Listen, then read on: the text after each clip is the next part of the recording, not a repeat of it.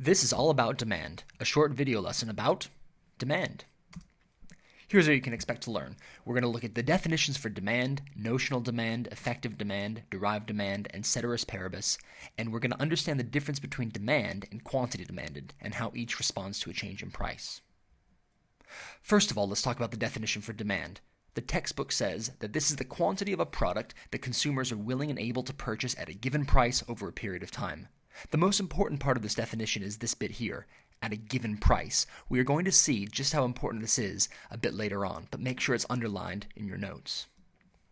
The other definitions that you're going to want to have is effective demand, which is to say the willingness and ability to buy a product, versus notional or latent demand, which is just the desire for a product, and derived demand. This is when you have the demand for an input into the production process dependent on the outcome of the finished product. So for example, if you are building office blocks and you need steel, demand for the office blocks is actually going to drive the demand for steel. Even though the people who want the office blocks don't necessarily want steel, they need it to be able to build what it is that they actually do want.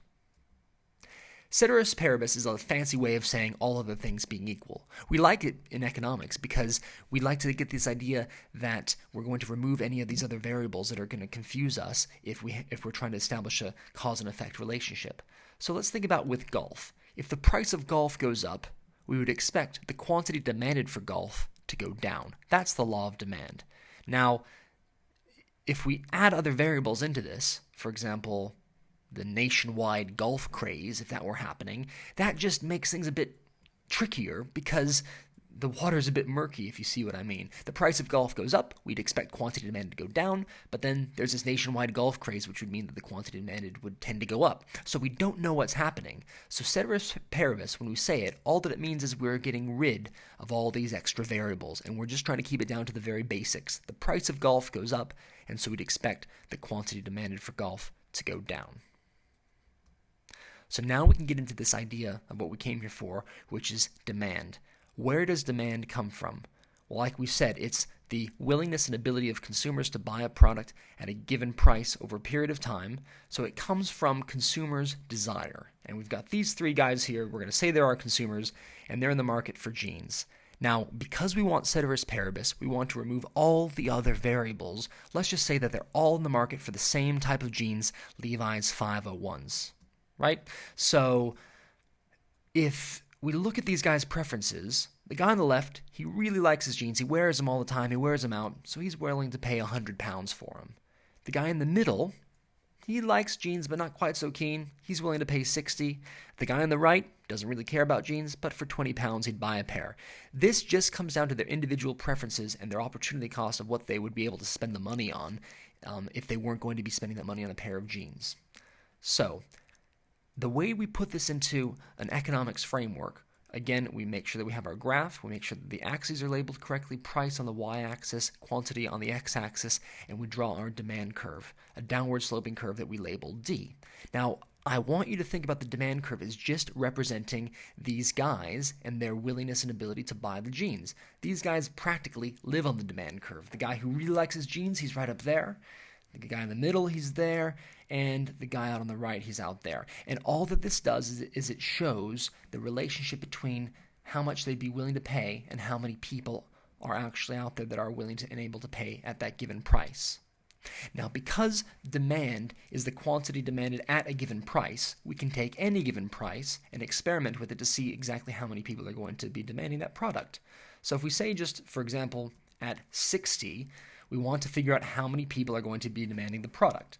So this guy is going to be demanding the product because he'd be willing to pay 100. So if he gets a 501 jeans for 60, he's thinking to himself, that's a bargain. This guy here is also demanding the product because it's right at his price. He wanted to pay 60, the price is 60, so he's happy to pay 60. So how many people have demanded this product? Well, it's two. It's those two guys there, and this is our quantity demanded. And that's important because it's actually the line that you draw down from the demand curve onto the quantity axis, and you can label that QD, which is quantity demanded. That's a really important idea because it's different from demand, which is actually the curve itself. So we want to think to ourselves, how does price affect quantity demanded? Well, if we move down the price from 60 to 20, we're going to see some interesting things happen. we draw out a new part on the demand curve there, and we can see that the guy on the far right, if the price is 20, he's thinking to himself, hey, that's great. I didn't want the pair of jeans at 60 pounds, but now that they're down to my price, sure, I'll buy them. So what's the quantity demanded? Well, it's all three of those guys. The guy on the top, guy in the middle, and the guy right to the right, they're all willing and able to buy those jeans. So when the price goes down, we see that this is an extension in demand because we're moving along the demand curve. The demand curve hasn't changed. Those three guys are in the same position, but we're including more of them because by lowering the price, the people who value it less are now willing and able to buy that product. It's the same thing if you raise the price. If you raise the price, we see that now the guy in the middle is no longer willing to pay 100 pounds for those jeans. He was only willing to pay 60, so he doesn't want to buy those jeans anymore. The guy on the left, at the top, he still wants them. He's not getting so much of a bargain anymore, but he's still going to buy the jeans, or he's still willing and able to buy the jeans. So when the price goes up, we call this a contraction in demand. We're moving, again, along the curve, but the demand curve doesn't change. So let's forget all those guys and just ask ourselves a question, does price change demand? And the answer here is an emphatic no. Why does price not change demand? Because remember, demand is the quantity that consumers are able and willing to purchase at any given price. It is not anything along the x-axis. Demand is this curve right here. It's that relationship between price and quantity. It's because if you remember, all the times we were changing the price, these three guys, they stayed in their same position. Sometimes, if the price went up, then maybe fewer of them would buy it. If the price went down, then more of them would buy it. But the point is that those guys stayed in their same position, and price does not change demand. Now, does price change quantity demanded? Well, in this case, we'd say yes, because as the price changes, as we saw, price goes up, we see a contraction in demand, price goes down, we see an extension in demand, and you can see that we draw those different lines in there to quantity demanded 2, quantity demanded 3, changing from quantity demanded 1. So as a review and summary, does the price change demand? Because demand, as we've said, has in its definition at any given price, it's got its built-in mechanism to say no. At any given price, the demand curve will stay the same, so no, price does not change demand. However, does price change quantity demanded?